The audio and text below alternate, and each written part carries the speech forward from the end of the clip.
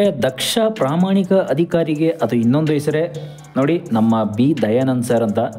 ನೋಡಿ, IPS pass ಮಾಡಿ ಒಂದು ಉನ್ನತ ಹುದ್ದೆಗೆ ಹೋಗುವಂಥದ್ದು ಒಂದು ದೊಡ್ಡ ಹೆಸರು ಅಂತ ಕೂಡ ಹೇಳ್ಬೋದು. ಆದರೆ ಲಾಯರ್ ಜಗದೀಶ್ ಅವರು ಕೂಡ ಈ ವಿಷಯದ ಬಗ್ಗೆ ತುಂಬ ಕಿಡಿಕಾರಿದ್ದಾರೆ. ಏನಂತಂದರೆ ನೋಡಿ, IPS ಹುದ್ದೆಗೆ ಅದನ್ನು ಪಾಸ್ ಮಾಡಿ ಇವ್ರ ಕೈಲಿ ಹೋಗೋಕ್ಕಾಗುತ್ತಾ? ಪಾಸ್ ಮಾಡಿ ಇವ್ರು ಹೋಗಿಲ್ಲ. ನಾನು ಭ್ರಷ್ಟಾಚಾರದ ಪರ ಅಲ್ಲ, ವಿರೋಧ ಮಾತಾಡ್ತಾ ಇದ್ದೀನಿ. ಭ್ರಷ್ಟಾಚಾರದ ವಿರೋಧ ಮಾತಾಡ್ತಾ ಇದ್ದಾರೆ ನೋಡಿ ಲಾಯರ್ ಜಗದೀಶ್ ಅವರು, ಇಲ್ಲ ಅಂತಲ್ಲ. ಭ್ರಷ್ಟಾಚಾರದ ವಿರೋಧ ಯಾಕೆ ಮಾತಾಡ್ತಾ ಇದ್ದಾರೆ? ಕೋಟಿ 16 ಕೋಟಿ ಮಾತ್ರ ಅಲ್ಲ, ಮಿನಿಮಮ್ ಇಲ್ಲಾಂದರೆ 80ರಿಂದ 100 ಕೋಟಿ ಕೊಟ್ಟು ಆ IPS ಹುದ್ದೆಗೆ ಹೋಗಿದ್ದಾರೆ ಇವರು. ಆ ಕೋಟಿ ಬಂಡವಾಳ ಅದನ್ನು ನನ್ನ ಹತ್ರ ಲೀಕ್ ಇದೆ, ವಿಡಿಯೋ ಲಿಂಕ್ ಎಲ್ಲ ಇದೆ ನನ್ನ ಹತ್ರ ಅಂತ ಕೂಡ ಹೇಳ್ತಾ ಇದ್ದಾರೆ. ನೋಡಿ, ಲಾಯರ್ ಜಗದೀಶ್ ಅವರು ಕೂಡ ನಿಜವಾಗ್ಲೂ ಒಬ್ಬ ಪ್ರಾಮಾಣಿಕ ಕೂಡ ಲಾಯರ್ನ ಇವರು ಕೂಡ ಗೊತ್ತಿಲ್ಲ, ಹೇಳೋಕ್ಕಾಗಲ್ಲ. ಯಾರು ಈ ಇದರಲ್ಲಿ ಈ ಪೊಲೀಸ್ ಇಲಾಖೆ ಅಂತಲ್ಲ, ಲಾಯರ್ ಇಲಾಖೆ ಅಂತಲ್ಲ, ಎಲ್ಲ ಇಲಾಖೆಗಳು ಲಂಚ ಇದ್ದೇ ಇದೆ.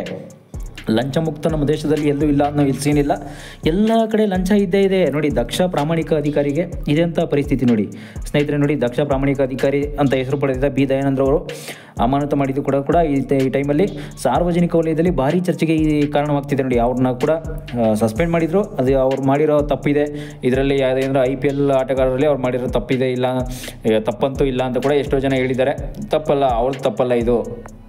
ನೋಡಿ, IPL ಸಸ್ಪೆಂಡ್ ಆಗಿದ್ರೇನೋ ನಿಜ, ಅದರಲ್ಲಿ ಕಾಲು ತುಳಿತದಲ್ಲಿ ಏನೋ 11 ಜನ ಸಾವಿಗೀಡಾಗಿದ್ದರು. ಇದಕ್ಕೆ ಸಸ್ಪೆಂಡ್ ಆಗಿದ್ರು ನಿಜ, ಇಲ್ಲ ಅಂತಲ್ಲ. ನೋಡಿ, ಕಾರಣರಾಗ್ತಾರೆ, ಇವರೇ ಕಾರಣ, ಪೊಲೀಸ್ ಇಲಾಖೆನೇ ಕಾರಣ ಅಂತ ಕೂಡ. ಅವ್ರು ಮಾತ್ರ ಇಲ್ಲ, ಒಂದು 5 ಜನನ 3 ಜನ IPS ಅಧಿಕಾರಿ ಮತ್ತು ಇನ್ನೂ 2 ಸಬ್ ಇನ್ಸ್ಪೆಕ್ಟರ್ ಅಧಿಕಾರಿ, ಕಾನ್ಸ್ಟೇಬಲ್ ಸೇರಿ 5 ಜನ ಟೋಟಲ್ 5 ಜನನ ಸಸ್ಪೆಂಡ್ ಮಾಡಿ ಬಿಸಾಕ್ಬಿಟ್ಟಿದ್ರು ಗೌರ್ಮೆಂಟ್ ಅವರೇ. ನೋಡಿ, ಗೌರ್ಮೆಂಟ್ ಅವರೇ ಸಸ್ಪೆಂಡ್ ಮಾಡಿ ಬಿಸಾಕ್ತಾರೆ ಅಂತಂದರೆ ಇದರಲ್ಲಿ. ಆದರೂ ಕೂಡ ನೋಡಿ, ಬಿ ದಯಾನಂದ್ ಅವರು ಒಂದಾನೊಂದು ಕಾಲದಲ್ಲಿ ಎಂತೆಂಥ ಅಧಿಕಾರಿ ನೋಡಿ, 35 ವರ್ಷ ಸತತ ಅವರು ಲಂಚ ಪಡೆಯದೆ ಬಂದಂಥ ವ್ಯಕ್ತಿ ಅಂತ. ಸತತ ಪ್ರಾಮಾಣಿಕ ದಕ್ಷ ಅಧಿಕಾರಿ ಅನ್ನೋದಕ್ಕಿಂತ ಏನು ಕಮ್ಮಿ ಏನಿಲ್ಲ ನೋಡಿ. ಅವ್ರ ಬಗ್ಗೆ ಈಗ ಪ್ರಶ್ನೆಗಳು ಹರಿದಾಡ್ತಾ ಇರೋದು ಏನಂತಂದರೆ, ಚಿನ್ನಸ್ವಾಮಿ ಸ್ಟೇಡಿಯಂನಲ್ಲಿ ಕಾಲು ತುಳಿತದಲ್ಲಿ ಒಳಗಾಗಿದ್ದು ಅದು ಬೇರೆ ವಿಷಯ. ಅದು ಬಿಟ್ಟರೆ ಅವರು ಪೊಲೀಸ್ ಅಧಿಕಾರಿ, ನೀವು ದಕ್ಷ ಅಧಿಕಾರಿ ಅಂತ ಹೇಳ್ತಾ ಇದ್ದೀರಾ, ಅದು ಸುಳ್ಳು ಅಂತ ಲಾಯರ್ ಜಗದೀಶ್ ಅವರು ಹೇಳ್ತಾ ಇರೋದು. ನೀವು ಮಾತಾಡ್ತಾ ಇರೋದು ಅದು ಸುಳ್ಳು.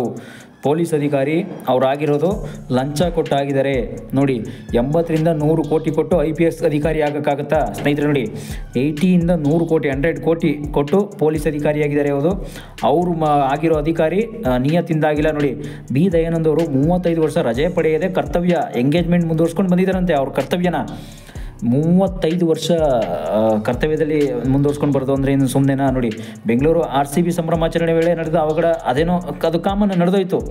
ಆದರೆ ಅದು ಪೊಲೀಸರು ಇಲಾಖೆ ತಂದುಬಿಟ್ರು, ಅದೊಂಥರ. ಪೊಲೀಸರ ಇಲಾಖೆ ಕಾರಣ ಅಲ್ಲ ಇದಕ್ಕೆ. ಈಗ ಲಾಯರ್ ಜಗದೀಶ್ ಅವರು ಕೂಡ ಹೇಳ್ತಾ ಇರೋದು ನಿಜವಾಗ್ಲೂ ಕೂಡ ಸರಿ ಅನ್ನಿಸ್ತಿದೆಯಾ? ನಿಜವಾಗ್ಲೂ ಕಾಮೆಂಟ್ ಮಾಡಿ ಸ್ನೇಹಿತರೆ. ನೋಡಿ, 35 ವರ್ಷಗಳಿಂದ ರಜೆ ಪಡೆಯದೆ ನೋಡಿ, ಅವ್ರು ಒಂದೊತ್ತು ಊಟ ಮಾಡ್ತಾರಂತೆ. ಪೊಲೀಸ್ ಇಲಾಖೆನೇ ನನ್ನ ದೇವರು, ಪೊಲೀಸ್ ಇಲಾಖೆನೇ ನನ್ನ ಒಂದು ಕರ್ತವ್ಯ ಅಂತ ಕೂಡ ಬಂದ ಬಿ ದಯಾನಂದ್ ಸರ್ ಈಗ ಅವರನ್ನು ಅಮಾನತು ಮಾಡಿ ರಾಜ್ಯ ಸರ್ಕಾರ ಖಂಡನೀಯ ನಡೆ ಪ್ರದರ್ಶಿಸಿತ್ತು ಅಂತಂದರೆ ಇದನ್ನು ನಂಬೋಕ್ಕಾಗುತ್ತಾ?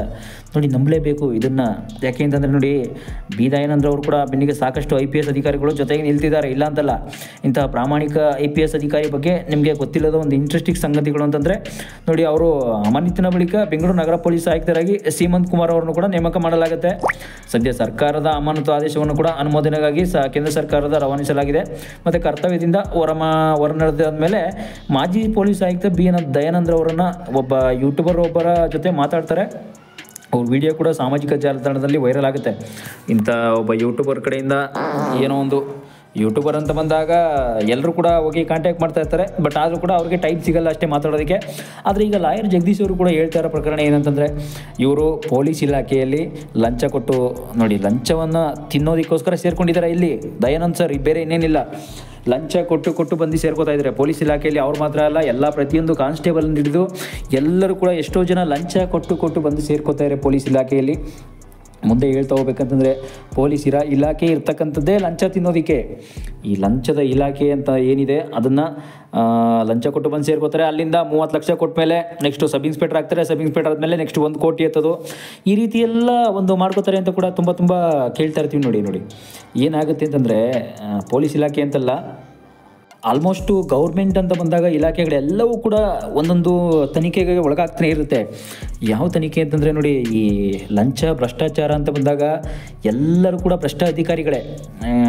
ಆದರೆ ಯಾಕೆ ಅಂತಂದರೆ ಅವರು ಕೂಡ ಲಂಚ ಕೊಟ್ಟು ಬಂದಿರ್ತಾರೆ. ಲಂಚ ಕೊಟ್ಟು ಕೂಡ ಎಷ್ಟೋ ಜನ ಸೇರ್ಕೊಂಡಿರ್ತಾರೆ. ಎಷ್ಟೋ ಜನ ಕೂಡ ಅವರು ಕರ್ತವ್ಯ ನನ್ನ ದೇವರು ಅಂತ ಕೂಡ ಭಾವಿಸೋರು ಕೂಡ ತುಂಬ ಇದ್ದಾರೆ, ಇಲ್ಲ ಅಂತಲ್ಲ. ಆದರೆ ಲಂಚದ ಅಧಿಕಾರಿ ಅಂತ ಲಾಯರ್ ಜಗದೀಶ್ ಅವರು ನಿಜವಾಗ್ಲೂ ಖಂಡನೀಯ ಮಾಡ್ತಿರೋದು ಇದು ಸರಿಯಲ್ಲ. ನೋಡಿ, ಲಾಯರ್ ಜಗದೀಶ್ ಅವರು ಅವ್ರನ್ನ ಬಿ ದಯಾನಂದ್ ಅವರು ಅವ್ರ ಕರ್ತವ್ಯ ವ್ಯಕ್ತಿ ಮಾತ್ರ, ಸುಮ್ಮನೆ ಅಲ್ಲ, 35 ವರ್ಷ ಒಬ್ಬ ಪೊಲೀಸ್ ಅಧಿಕಾರಿಯಾಗಿ ಸೇವೆ ಸಲ್ಲಿಸೋದು, ಮತ್ತು ಅವ್ರ ಪೊಲೀಸ್ ಇಲಾಖೆಯಲ್ಲಿ ಕೂಡ ತುಂಬ ಕೆಲವು ವೀಡಿಯೋಗಳಲ್ಲೂ ಕೂಡ ಹೇಳ್ಕೊಂಡಿದ್ದಾರೆ. ನಮ್ಮ ಪೊಲೀಸ್ ಇಲಾಖೆಯಲ್ಲಿ ಕೆಲವೊಂದು ತಪ್ಪುಗಳು ನಡೆದಿರ್ಬೋದು, ಇಲ್ಲ ಅಂತಲ್ಲ. ನೋಡಿ, ತಪ್ಪು ನಡೆಯೋದಕ್ಕೆ ಕಾರಣ ನಮ್ಮ ಪೊಲೀಸ್ ಡಿಪಾರ್ಟ್ಮೆಂಟಲ್ಲಿ ಕೂಡ ಅವರು ಕೂಡ ಸುಮ್ಮನೆ ಅಂತಲ್ಲ, ಎಷ್ಟೋ ಜನ ಲಂಚ ಕೊಟ್ಟು ಸೇರ್ಕೊಂಡಿರ್ತಾರೆ ಅಂತ ನಾನು ನಿಮ್ಗಾಗಲೇ ಹೇಳಿದೆ. ಲಂಚ ಕೊಡೋದು ಅಂತಂದರೆ ಸೇರ್ಕೊಳ್ಳೋದು, ಗೌರ್ಮೆಂಟ್ ಎಕ್ಸಾಮ್ನ ಪಾಸ್ ಮಾಡಿ ಬರುವಂಥದ್ದು, ಅದೆಲ್ಲ ಕೆಲವೊಂದು ಜಾತಿ ವರ್ಗಗಳ ಮೇಲೆ ಹೋಗುತ್ತೆ. ಒಬ್ಬರ ಪೊಲೀಸ್ ಕೆಲಸ ಅಂತ ಬಂದಾಗ ನೋಡಿ, ಜಾತಿ ವರ್ಗಗಳ ಮೇಲೆ ಹೋಗುತ್ತೆ. ನೋಡಿ, ಪೊಲೀಸ್ ಇಲಾಖೆಯಲ್ಲಿ ಈ ರೀತಿ ಮಾಡಿದ್ದಾದರೂ ಕೂಡ ಇಲ್ಲವೋ ನನಗೆ ಗೊತ್ತಿಲ್ಲ. ನಮ್ಮ ಇದರಲ್ಲಂತೂ ನಾನು ಯಾವತ್ತೂ ರಜೆ ತೊಗೊಂಡಿಲ್ಲ ಅಂತ ಕೂಡ ಅವರು ಪ್ರತಿಯೊಂದಕ್ಕೂ ಕೂಡ ಹೇಳ್ಕೊಂಡಿದ್ದಾರೆ. ನಮ್ಮ ಫ್ಯಾಮಿಲಿ ಕೂಡ ಯಾವ ಕಾರಣದಲ್ಲೂ ಕಾರ್ಯಕ್ರಮ ಕೂಡ ನೀವು ಹೋಗಲ್ವಂತೆ. ನೋಡಿ, ಅವ್ರ ಫ್ಯಾಮಿಲಿ ಎಲ್ಲೂ ಹೋಗಲ್ವಂತೆ ಕಾರ್ಯಕ್ರಮಕ್ಕೆ. ಯಾವಾಗಲೂ ಪೊಲೀಸೇ ನನ್ನ ದೇವರು, ಪೊಲೀಸ್ ಇಲಾಖೆಯೇ ನನ್ನ ದೇವರು ಅನ್ನೋ ಒಂದು ಕರ್ತವ್ಯದಲ್ಲಿ ನಾನು ಇರ್ತೀನಿ. ನಾನು ರಜೆ ಹಾಕಲ್ಲ, ಅದರಲ್ಲೂ ಇಂತಹ ಕಾರ್ಯಕ್ರಮಗಳಿಗೆ ನಾನು ಹೋಗೋದೇ ಇಲ್ಲ, ಎಲ್ರಿಗೂ ಗೊತ್ತಿದೆ. ಹಾಗಾಗಿ ನನ್ನನ್ನು ಸಂಬಂಧಿಕರು ಮನೆಯಲ್ಲೇ ಕೂಡ ಕಾರ್ಯಕ್ರಮಗಳಿಗೆ ಆಹ್ವಾನಿಸೋದನ್ನೇ ಬಿಟ್ಟಿದ್ದಾರೆ. ಈಗ ನೋಡಿ, ಎಂಗೇಜ್ಮೆಂಟ್ ಮುಂದೂಡಿದ ಬಿ ದಯಾನಂದ್ ಸರ್ ಮಂಗಳೂರಿನಲ್ಲಿ ಕರ್ತವ್ಯದಲ್ಲಿದ್ದಾಗ ಒಮ್ಮೆ ಪರಿಸ್ಥಿತಿ ಸರಿ ಇರಲಿಲ್ಲ. ಆ ಟೈಮಲ್ಲಿ ಅಷ್ಟೇ ಏನೋ ನಾನು ಮಂಗಳೂರಲ್ಲಿ ಅಲ್ಲಿ ಪೊಲೀಸ್ ಇಲಾಖೆ ಕೆಲಸಕ್ಕೆ ಹೋದಾಗ ಆ ಟೈಮಲ್ಲಿ ಏನೋ ಪರಿಸ್ಥಿತಿ ಹಿಂಗೆ ನಡೆದೋಗಿದೆ ಅಷ್ಟೇ. ನೋಡಿ, ಕಾನೂನು ಸನ್ನಿವೇಶ ಅಂತ ಬಂದಾಗ ಎದುರೋಗಿ ನಾನು ಮಂಗಳೂರಲ್ಲೇ ಇರಬೇಕಾಯಿತು, ಇಲ್ಲಿ ಬೆಂಗಳೂರಿಗೆ ಬರೋಕ್ಕಾಗಿಲ್ಲ. ಅದರಿಂದ ಏನೋ ಬಂದೋಬಸ್ತ್ ಬಿಗಿ ಬಂದೋಬಸ್ತ್ ನನ್ನ ಕೈಲಿ ನೀಡೋಕ್ಕಾಗಿಲ್ಲ ಅಷ್ಟೇ. ಅದರಿಂದ ನನ್ನ ಸಸ್ಪೆಂಡ್ ಮಾಡುವಂಥ ಒಂದು ಚಾನ್ಸ್ ಕೊಟ್ಬಿಟ್ಟಿದ್ದಾರೆ. ಅಂದರೆ ನಾನು ನೋಡಿ ಏನು ಮಾಡೋಕ್ಕಾಗ್ತಾಯಿಲ್ಲ ಇಲ್ಲಿ. ನೋಡಿ, ಯಾವತ್ತೇ ನನ್ನ ಎಂಗೇಜ್ಮೆಂಟು ಇತ್ತು, ಕರ್ತವ್ಯ ಹಿನ್ನೆಲೆಯಲ್ಲಿ ನಾನು ಎಂಗೇಜ್ಮೆಂಟನ್ನು ಕೂಡ ಒಂದಿನ ಮುಂದೂಡಿದ್ದೆ ಅಂತ ಕೂಡ ಹೇಳ್ಕೊಂಡಿದ್ದಾರೆ. ಅಂದರೆ ಅವರು ಮದುವೆ ಆಗೋ ಒಂದು ವೇಳೆ ಇತ್ತಲ್ಲ, ಆ ಟೈಮಲ್ಲಿ ಎಂಗೇಜ್ಮೆಂಟ್ ದಿನವೂ ಕೂಡ ಅವರು ಪೊಲೀಸ್ ಇಲಾಖೆಯಲ್ಲಿ ಕರ್ತವ್ಯ ನಿರ್ವಹಿಸಿದ್ದಾರೆ ಅಂತಂದರೆ ನೋಡಿ, ಅರ್ಥ ಮಾಡ್ಕೊಳ್ಳಿ. ನೋಡಿ ಸ್ನೇಹಿತರೆ, ಅಂದಿನ ಸನ್ನಿವೇಶದಲ್ಲಿ ನನಗೆ ಬೆಂಗಳೂರಿಗೆ ಬರಲು ಕೂಡ ಆಗಲಿಲ್ಲ ಅಂತ ಕೂಡ ಹೇಳ್ಕೊಂಡಿದ್ದಾರೆ. ಇದೆಲ್ಲ ನೋಡಿದರೆ ಒಬ್ಬ ಪೊಲೀಸ್ ಕರ್ತವ್ಯ ನೋಡಿ, ಅಧಿಕಾರಿ ಅಂತ ಬಂದಾಗ, ಪೊಲೀಸ್ ಅಧಿಕಾರಿ ಅಂತ ಬಂದಾಗ ಕರ್ತವ್ಯಕ್ಕಾಗಿ ತಮ್ಮ ಜೀವನನೇ ಮುಡಿಪಾಗಿಡ್ತಾರೆ ಅಂದರೆ ಅದು ಬಿ ದಯಾನಂದ್ ಸರೇ. ಆದರೆ ಇದೆಲ್ಲ ನೋಡಿದರೆ ಒಬ್ಬ ಪೊಲೀಸ್ ಅಧಿಕಾರಿ ಇಷ್ಟೆಲ್ಲ ನೋಡಿ, ಕೆಲವರೆಲ್ಲ ಎಲ್ಲರೂ ಇರಲ್ಲ ಇದೇ ಥರ. ನಿಮಗೂ ಗೊತ್ತಿರ್ಬೋದು, ಎಲ್ಲರೂ ಕೂಡ ಪೊಲೀಸ್ ಕೆಲಸದಲ್ಲಿ ಈ ರೀತಿ ತೊಡಗಲ್ಲ. ಅವರವ್ರ ಫ್ಯಾಮಿಲಿನ ಬಿಟ್ಟು ಪೊಲೀಸ್ ಕೆಲಸನೇ ನನ್ನ ದೇವರು, ನನ್ನ ಸರ್ಕಾರನೇ ನನ್ನ ದೇವರು ಅಂತ ದಕ್ಷ ಪ್ರಾಮಾಣಿಕ ಅಧಿಕಾರಿಯಾಗಿ ಒಂದು ಸೇವೆ ಸಲ್ಲಿಸ್ತಾರೆ. ಅಂದರೆ ಇದು ನಿಜವಾಗ್ಲೂ ತುಂಬ ಒಳ್ಳೆಯ ಮಾಹಿತಿ. ನಿಜವಾಗ್ಲೂ ಹೇಳ್ಬೇಕಂತಂದರೆ ಅವರು ಮಾಡ್ತಾ ಇರೋ ಕೆಲಸ ಆಗ್ಬೋದು, ಕರ್ತವ್ಯ ಆಗ್ಬೋದು, ಇದೆಲ್ಲ ಒಂದು ಸಾಧ್ಯನಾ? ನೋಡಿ, ಅವ್ರ ಕೆಲಸನೇ ದೇವರು ಅಂತ ಅವ್ರ ಮನೆ ಏನೇನಿದೆ ಎಲ್ಲ ಕೆಲಸನೇ ಬಿಟ್ಬಿಡ್ತಾರೆ. ಅವ್ರ ಮನೆ ನೋಡಿ, ರಜಾ ದಿನಗಳು ಕೂಡ ರಜಾನೇ ಹಾಕಲ್ಲ ಅವರು. ತಮ್ಮ ಮಕ್ಕಳ ನಾಮಕರಣಕ್ಕೂ ಕೂಡ ಹೋಗಿಲ್ವಂತೆ ಸ್ನೇಹಿತರೆ. ಮುಂದುವರಿಸಲು ಇನ್ನೂ ಹೇಳ್ಬೇಕಂತಂದರೆ, ಅವ್ರ ಮಕ್ಕಳು ನಾಮಕರಣಕ್ಕೆ ಅವ್ರ ಮನೇಲಿ ಇನ್ನೊಂದು ಏನೇ ಕಾರ್ಯಕ್ರಮ ಆದರೂ ಕೂಡ ಅವ್ರು ಹೋಗೋದೇ ಬಂತೆ. ಯಾಕೆಂತಂದರೆ, ನಾನು ಪೊಲೀಸ್ ಕೆಲಸದಲ್ಲಿ ಇರಬೇಕಾದ್ರೆ, ನಾನು ಪೊಲೀಸ್ ಕೆಲಸನೇ ಕರ್ತವ್ಯ ನನ್ನ ದೇವರು ಅಂತ ಇರಬೇಕಾದ್ರೆ ನಾನು ಎಲ್ಲೂ ಹೋಗಲ್ಲ.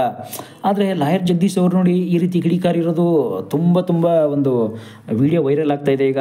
ಅವರು ಲಂಚ ಕೊಟ್ಟು ಬಂದು ಸೇರ್ಕೊಂಡಿರೋದು, ಮತ್ತು ನಾನು ಭ್ರಷ್ಟಾಚಾರದ ವಿರುದ್ಧ ಹೋರಾಡ್ತಿರೋದು, ಇದೆಲ್ಲ ಒಂದು ಹೇಳ್ಕೊಬೇಕಂದ್ರೆ ಇದು ಒಂದು ಲಂಚದ ಕೇಸೇ. ಈ ಪೊಲೀಸ್ ಅನ್ನೋ ಒಂದು ಇಲಾಖೆಯಲ್ಲಿ ತುಂಬ ಲಂಚದ ಹಗರಣ ನಡೆಯುತ್ತೆ. ಅದರಲ್ಲಿ ಇವರು ಕೂಡ ಒಬ್ಬರು ಅಂತ ಕೂಡ ತುಂಬ ಹೇಳ್ಕೊಳ್ತಾ ಇದ್ದಾರೆ ಅವರು. ಆದರೆ ನಿಜಕ್ಕೂ ಇದು ಸತ್ಯನ ಸುಳ್ಳ ಅಂತ ಅನ್ನೋದು ಕೂಡ ಯಾರಿಗೂ ಕೂಡ ಈಗಲೂ ಕೂಡ ಗೊತ್ತಾಗ್ತಾ ಇಲ್ಲ. ನೋಡೋಣ ಮುಂದೆ ಏನಾಗುತ್ತೆ ಅಂತ ನೋಡೋಣ ಸ್ನೇಹಿತರೆ.